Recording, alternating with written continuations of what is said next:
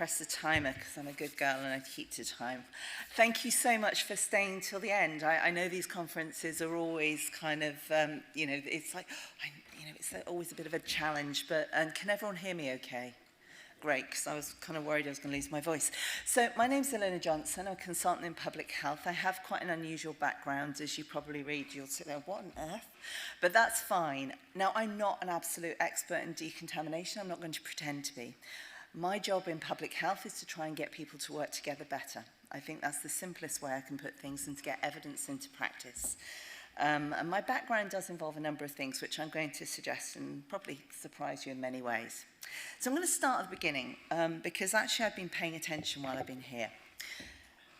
I'm going to start with, actually, a lot of people don't necessarily understand dentistry, full stop. They know the bits they see, but they don't necessarily know the bits they don't see. So I just want to sort of stop and go, let me just tell you about our profession. So we have things like general dental services. This is your high street dentists. We have something called community dental services, which is, in some ways, it's an employed dental service, which is actually an umbrella service for the vulnerable and often children. Then we have hospital dental services, which are often more specialized. We have emergency dental services, which are often given on a sessional basis, and they're kind of put into a practice environment. Domiciliary, delivered at home. Specialist dental care, now this can be anything from oral surgery, it can be a whole, orthodontics is a specialist service, and these often go in the high street or they go into practices, so there's, or in hospitals. And then you have dental teaching units, and I think we've had some mention of the teaching units, and they're slightly different too. Why am I mentioning all of this? Actually, the money and the payments for all of these is actually different.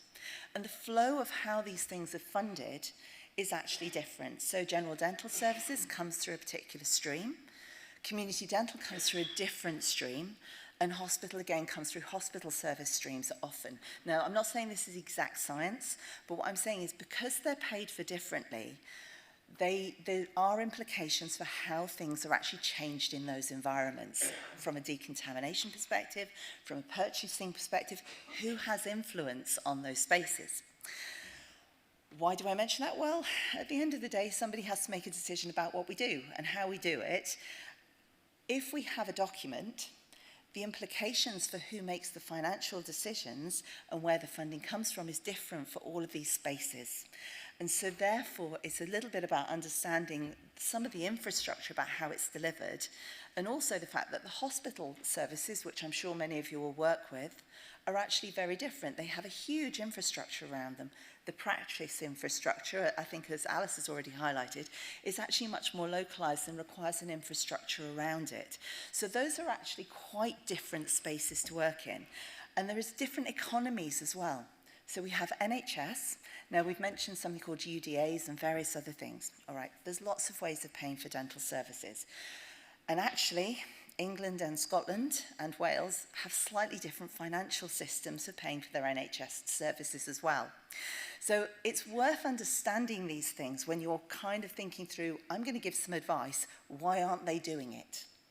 Because it's all paid for and the infrastructure is different, and you might be talking to the wrong person. Similarly, there is things such as mixed and private economies in dental services as well. Now, the private services, I will explain, that has a different infrastructure and again, different communications. And all of this matters. Why? Okay, so let's talk about the landscape of dentistry, because I just wanted to sort of tell you about some of the people in the equation. And this is partly why I do my job in the way that I do. So I try and work with all these people to try to get them to work together better. And that's a really simple way of putting it. So we have things like Welsh Government, we have chief dental officers who give advice and they kind of give us the sort of strategic direction. Again, different ones in each of the countries. We have HIW. So some of you may know CQC. We don't have that in Wales. We have HIW. If you are doing private dentistry or if you're working in a hospital, you register there. So some of our governance and the inspections come through these processes. Health and Education Improvement Wales, that's our equivalent of how the educational elements are delivered. Public Health Wales, that's where I work, and that provides a lot of the evidence and a lot of the support for Welsh Government to put things into place. We then have 7 health boards. So there's 7 different areas, and they have teams that deliver things. We then have service providers, CDS. We have local dental networks, who are groups of dental professionals who then put their voice into the equation locally and nationally. We have universities who have teaching elements. We have something called a Welsh Dental Committee. Why am I mentioning all these things? Because sometimes, quite often, somebody will do something over there. It won't go to Welsh Dental Committee, it won't be disseminated to the right people, and it won't necessarily move in the way that we want it to. If we want to make things change, if we want to improve things, if we want to improve education, if we want to improve all of these component parts, we need to understand who we need to actually communicate with to make it happen. And that's really, really fundamental. And if you're not talking to the right people and you don't know the right people, and I think Ian and I were having this conversation earlier, if you don't talk to the right person and you don't know the right organisations to talk to, you end up with a missing link. And then nobody knows what they're supposed to do. And I've got some really good examples of that. We also have dental leads across Wales. So we have people who actually meet on a national level.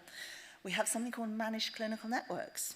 I don't know if you're familiar with these, but these are ways which, for example, specialists will come together and work through the pathways of care. Why does that matter? Because actually how things actually occur affects how everything else works. And what I mean by that is, for example, and I think we had a great conversation about this, how do you deliver a service? I think endoscopy, it was like we were saying that they have, I think it was endoscopy, they have the same procedure 8 times a day and you need that kit. Whereas in a lot of dentistry, it's not organised in the same way. So the way things are organised sometimes means the equipment that you need is different at a particular time, and that has implications for costs and for how everything is actually sterilised and organised. So if I carry on, and then we have things like the BDA, which is actually, they publish things like the A12 document, which the people have mentioned earlier. So, dentistry. There are lots and lots of layers of how dentistry fits together in terms of what we do for decontamination. Firstly, we all have, as dental professionals, now the number of times I've heard dentists mentioned today is really interesting. Actually, a lot of the stuff you're talking about for dental decontamination is done by the nurses. So actually, a lot of what we're talking about is actually about how we improve things with the dental team, not just the dentist. This is not just about talking to dentists. This is about talking to a dental team. Now, all the dental team members are required to actually have basic training. I've been told dentists know nothing about decontamination. Well, actually, it's part of the mandatory training. They may ignore that mandatory training once they're qualified, please don't get me wrong, but it is actually part of the requirements for the training that they're given, and that is actually mandated by the General Dental Council. So that's part of our training. So we have professional training, we have undergraduate training, it's 5 years, and we did a study a while ago to see what people thought we did as part of that training. That was really interesting. They thought we did teeth the whole time. They didn't think we did first aid, they didn't think we did radiology. It was amazing what people thought we learned compared to what actually is learned in dentistry. So when people say sort of, oh, they know nothing about it, you'd be surprised what we do get trained in. We also have postgraduate training, and then we have to register with the GDC. Why? Well, what's the point of that? I am responsible for my clinical practice. If I am not up to speed, if I am not making sure I'm trained, if I'm not doing my mandatory training, and I don't keep up with my decontamination learning and all the other things I need to do, I will be not invited to continue on that register. I have to show evidence every year that I'm training. I have to do all of these things to maintain my registration to practice. Many years ago, I do remember somebody practicing, they hadn't paid their registration fee and kept up to date. That is illegal practice. They can be basically arrested for that. So there's a whole sense of governance under dentistry, which means that me or any of my other members of the profession, and that includes the nurses, hygienists and therapists, can actually be taken to court if we're not behaving appropriately and we're not keeping up to speed. And that's quite good because, to be quite honest, some of the things that we do would be arrested for in any other circumstance. And it is quite that simple. I mean, you'd never, I mean, some of the things that we do in dentistry are not things that you do to anybody. You know, they're kind of considered, no, and people come up to me, and people come up very many times and say, can I just say you're weird? Why do you do what you do? They think we're really strange. And actually, yes, all right, some of us are a bit weird. But there is this whole thing about being a professional. And actually, being a professional allows us to do things that we wouldn't ordinarily be allowed to do in any other circumstance. And there's a responsibility that comes with that. So we have to then, once we've registered with the GDC, if we're going to work in practice, we then have to register in areas. So we get something called a performer number. We have to put evidence forward for that. And we also have to register, if we're doing any private practice, with HIW as well. So there's lots of things that we have to do to actually say, here's all my evidence, I can now do it. Now, some of that is a paperwork exercise, and there is learning from that, but I'm going to come back to this later. We then have other layers, such as the quality assurance process. Now, I think Alice has mentioned some of these things. We have something similar. So if we're doing things in dentistry, we have something called a QAS scheme. This has been in place since about, I think it was 2006 and brought in through registration. And basically, the practice literally logs everything they're doing. And then there's an inspection process around that. That's self-registration, and this is literally so we know what people are doing when and where. And that means that they actually have to make sure they've got the evidence and they keep a log of everything that's there. And that's submitted every year. People check that. And that's some of it is just to keep people up to speed and making sure that they're checking what they're doing. And then we do cross-check against that. We're also required to have practice-based assurance. So we actually have to make sure there's evidence in those spaces as well. So there's an awful lot of bits of paper that we have to say we're doing the right thing. That's not to say that it's perfect. And that's the whole thing about this. Some of it is about, we've got lots and lots of bits of process, but how do we know that we're doing it right? Now, we do have inspections every 3 years, similar to other areas. We do have inspections that do occur. And that has been a bit disrupted by COVID. And they have a peer reviewer, and if there's anything that's urgent, people get notification of that. They have to take notice, and people literally go through the whole practice. And they do make sure that they do look through things like the delivery of safe and effective care, and they do look through things like patient experiences as well. And these are really important because actually it does make sure that there is some assurance of that. We also have things like audits that happen across Wales as well. So one of the main documents for infection control, prevention and control is actually WHTM 0105. Note the W, we stick a dragon on most things. Okay, so Wales has its documents. Now this is actually 2014, and I'm going to come back to that very shortly, but it's a little bit of an old document. Now we love documents, not. Dentists work really, really well with a really short summary document, okay? We have adopted this document. I remember when it came in. One of the challenges of the document when it came in is how are we going to do this? The infrastructure of dentistry, as Alice has already said, is quite old. And sometimes it takes a bit of time to actually adjust things for that purpose. But WHTM is quite a useful, is a really useful document to actually have as a base, but it doesn't change behaviour. It changes it to a degree, but it doesn't change everything. So I'm going to take you into a different zone now, the dreaded COVID-19. I want to share some learning. So back in 2008, I think it was 2010, we had the swine flu. If everyone remembers, I remember doing the pandemic plans for influenza. And we had swine flu, and there was a lot of learning from that. Did we learn enough? I'll come back to that in a moment. We updated our flu plans. In terms of dentistry, we weren't a priority.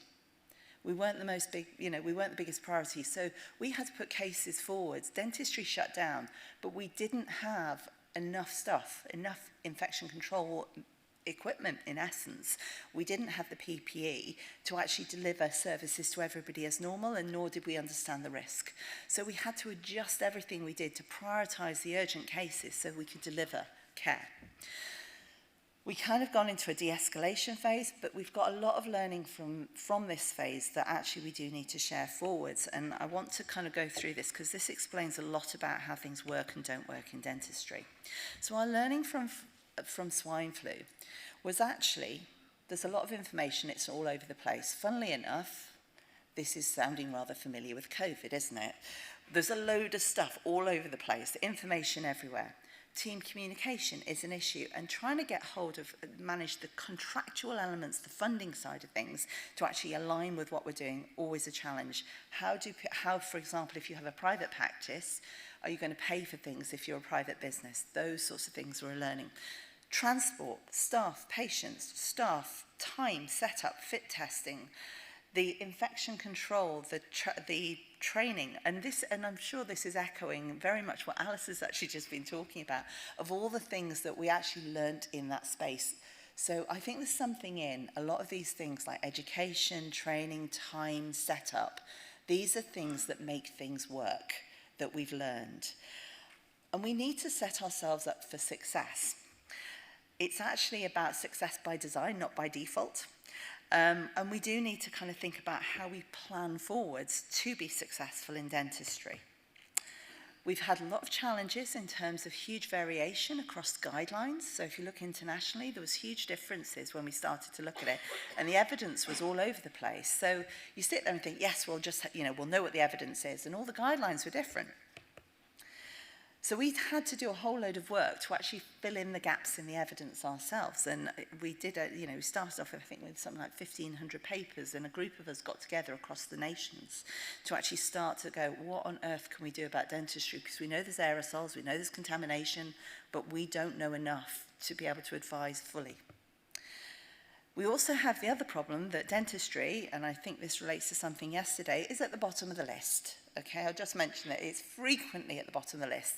It's, to be quite honest, I don't know if it's there because we're annoying, or in the too difficult box, or if it's just one of the smaller areas that just doesn't seem important to everyone else. I'm not sure why. But I particularly like the vague definition of something to do, dental procedures using high-speed, high-frequency devices. Marvellous. We then had 101 million questions going, which ones? And nobody knew the answer because there wasn't anything in place for it. And this is where it gets really difficult. And this is the same for most of the things in dentistry. So we get this generic guidance, which we have to translate for dentistry. It's not written for dentistry. We have to translate everything. We have to try and make sense of what it is going to mean for dentistry, because actually the infrastructure is different. So we started looking at things like contamination, and there's lots of ways of measuring this, we can go into it, but actually we were even trying to work out, all right, how much contamination is contamination? How much does get thrown out with an aerosol, for example? It's quite difficult. How do you categorize it? And we started to look about things like the contamination in the operatory. Do you know how long ago some of the papers were? 1960. They started looking at this. They still haven't come to a conclusion. And the studies are actually using the same methodologies they used, all those years ago. And they started to look at the zones of contamination and what gets touched by aerosol and debris in the surgery. And we went, do you know what? They started looking at this, but they've never really looked at it in detail. Somehow they stopped. And I think this is a really interesting thing to consider about what we do in terms of the discharge from the oral cavity. You've mentioned all the bacteria, you've mentioned everything. This gets thrown around, but how much of it? We're not 100% sure. And we then started to look about where it lands. Now, somebody mentioned apparently yesterday the decontamination of the dental chair. The amount that lands on the patient is massive. The patient's absolutely covered in it by the time they leave the surgery, and it's really interesting to think about actually the patient is part of this process. And a lot of it ends up on your face, on your body in certain zones, so it's about what we advise in terms of infection protection and control, and how we actually, it's not just the surgery, it's actually the people in it as well. So this whole space is actually one we didn't fully understand in the way that we should have done. So our learning from that. We knew what our evidence was. We've done a lot of things around the evidence, but actually behaviour is a huge thing in dentistry. There is a thing about familiarity and risk, which people don't necessarily understand. If you think about things like influenza, normal flu, people are quite familiar with it, but loads of people die from it every year and nobody particularly notices. That's a terrible thing to say, but it's true. Because it's familiar. The risk doesn't feel, when we had COVID, everyone, oh, it's scary, it's unfamiliar. Now it's more familiar, it's less scary. And that changes some of the behaviors, and this is something we need to consider. The likelihood of risk is, all these things about risk communication. We also need to think about what this means for other people and what kind of, what connects with them. And I'm going to go into that in just a second. So, now, I'm one of those interesting people who does really weird stuff. And my PhD area was looking at the emotional disgust and behaviours and how people do things in relation to hygiene behaviours. And I think Mike said he would really like to hear a tiny bit about that, so I have thought I'd mention it. So, one of the things I do wish to mention with that is that, in essence, disgust, and you've seen all those pictures and gone, ooh, we are designed to avoid things that make us go, ooh, because that protects us, that is actually our body's natural immune system. We're designed to avoid things that are bad for us. I'm not going to sort of go. So things that disgust us are often microbes, mating, and morality. There we go. Those are the categories of disgust. Yeah. There are more in terms of, there is another categorization by someone called Haid, which is animals, body products, body envelope violations, let's not even go there, death, food, hygiene, sex, and sympathetic magic. What do I mean by sympathetic magic? Okay, if I wash one of the glasses there in the loo and put it through the dishwasher 3, 4, 5 times, we know it's clean. Are you still going to want to drink from it? Probably not. It still feels contaminated. So there are things in our psyche which actually help us and motivate people to to kind of go with the decontamination arguments. And this is something, and when we're trying to communicate with people, I think you mentioned pictures being, it's about trying to draw people in those messages with us. So if you want to talk about risk, that risk needs to communicate with people. And some of our learning and some of my learning and things that we've done in Wales has actually been about learning how to communicate with people better. The evidence versus what people think doesn't always align. So we have to communicate better because people have an idea of what they think is the right thing. So the evidence in terms of when we surveyed people about where things were in terms of what they thought was most contaminated throughout the most aerosol. And actually, it matched in some areas, but not in others. So I think there's always that thing about what people's opinions are. It's also about how much they're getting paid and how much it's going to affect them as well. That does affect their opinions too.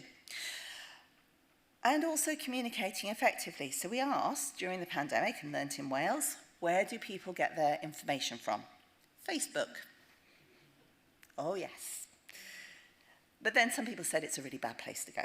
It's toxic, and it's bringing out the worst in people. There was huge arguments, and you can say, so some people do use official documents really matter. That's what we've learnt. Local colleagues and communicating really matters. Education matters, working through the local leads. Facebook and Twitter are up there, so we do need to learn to communicate, and I think this is something that was mentioned earlier. We need to think about how we communicate, in what spaces, and what messaging connects with people.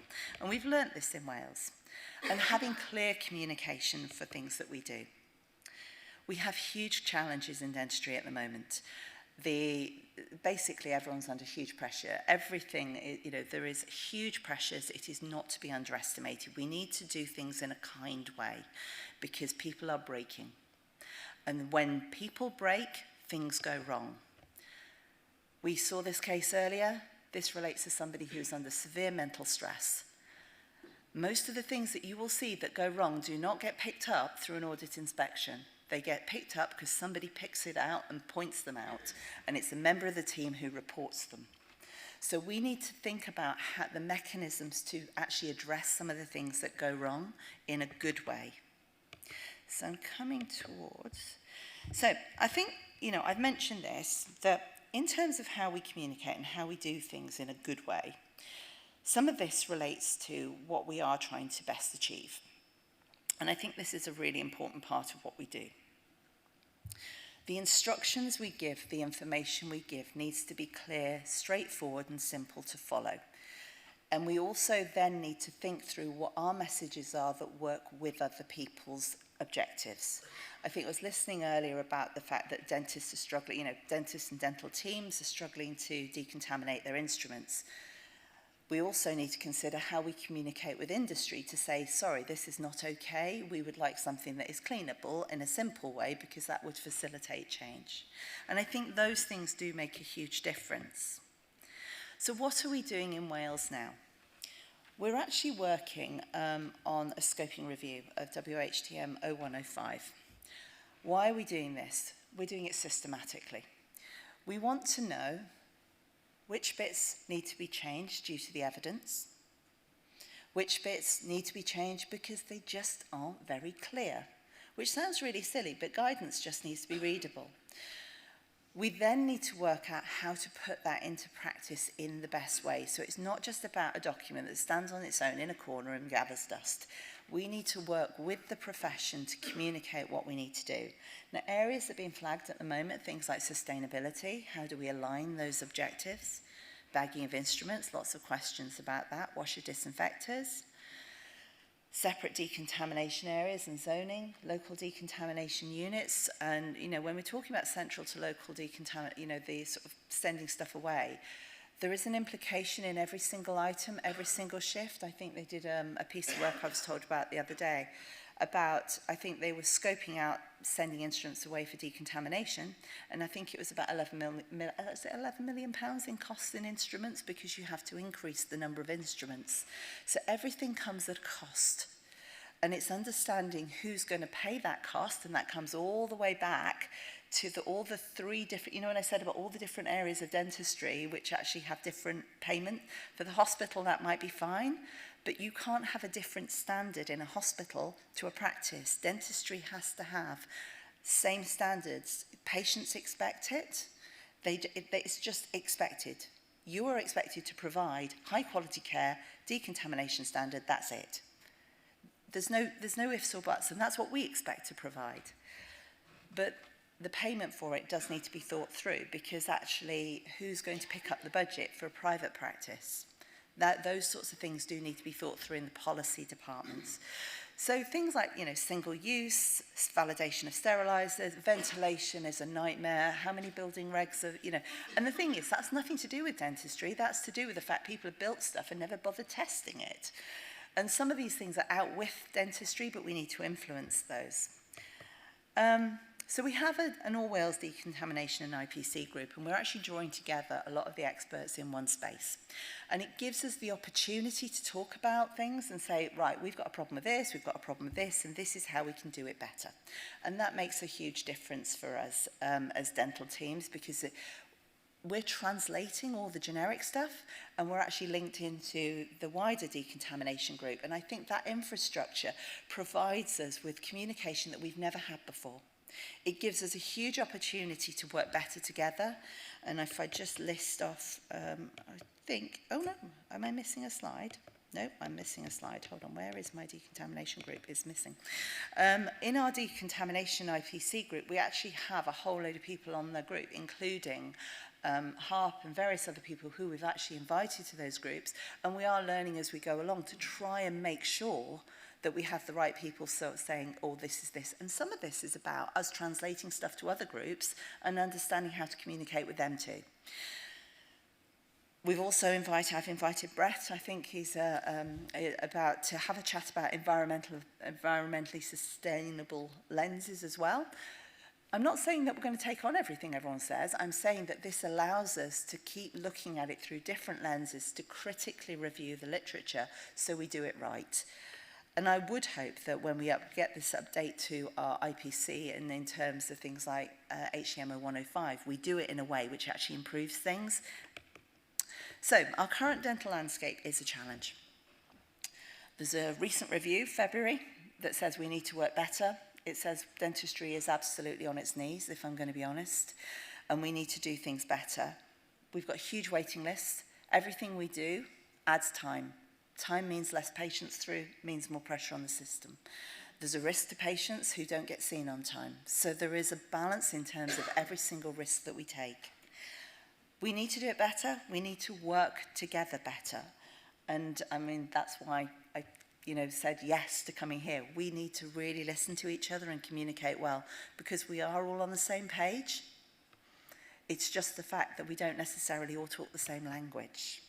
So I'm going to talk just to say that working together to better, from my point of view, is about clear evidence, guidance, and I do mean making it clear for others, integration with the system, and really improving the communication and training. I think that really echoes what Alice has said already. So thank you very much.